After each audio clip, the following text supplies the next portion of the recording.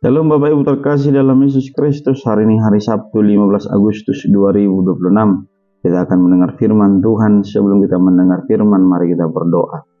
Kasih karunia dan damai sejahtera dari Allah Bapa Tuhan kita dan dari Yesus Kristus menyertai kamu. Amin. Firman Tuhan hari ini dari kitab Ester pasal 9 ayat 22. Karena pada hari-hari itulah orang Yahudi mendapat keamanan terhadap musuhnya, dan dalam bulan itulah duka cita mereka berubah menjadi sukacita, dan hari perkabungan menjadi hari gembira.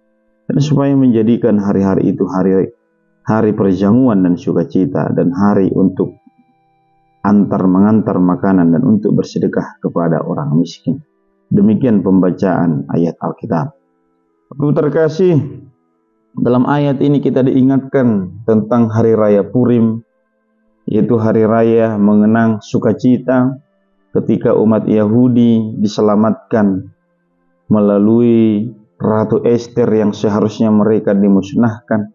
Sehingga raya Purim itu mengingatkan bagaimana saling berbagi, bahkan saling mengantar makanan, bersedekah kepada orang susah atau orang miskin. Karena perkabungan diubah menjadi sukacita. Ada banyak cara Tuhan menolong kita Bapak terkasih di tengah kehidupan ini, di tengah kekhawatiran, bahkan di tengah perubahan yang kita alami. Ada orang yang dulunya kaya dia menjadi miskin, tapi ada juga orang yang dulunya dia miskin menjadi kaya. Semua bisa berubah, semua bisa merasakan yang namanya perubahan hidup yang lebih baik.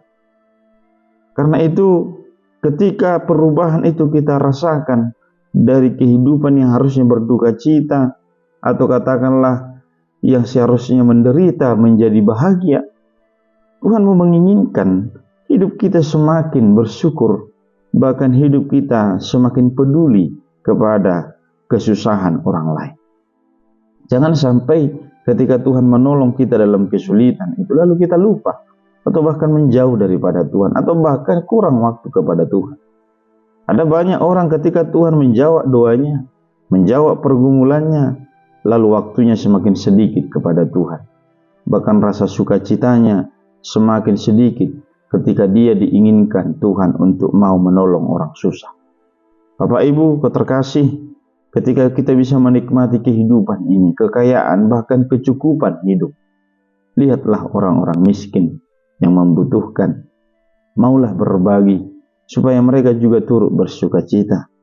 Jangan pernah pelit dengan berkat yang kita terima daripada Tuhan, sebab Tuhan menginginkan hidup ini berbagi sukacita atau berbagi hal-hal yang baik.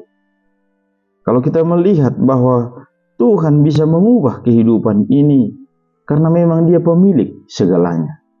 Karena itu Bapak terkasih, ketika kita mengalami kesulitan, yang harusnya kita mengalami kerugian lalu diubah menjadi keuntungan, yang harusnya kita bersedih karena kita kehilangan, tetapi ada banyak cara Tuhan mengganti yang hilang.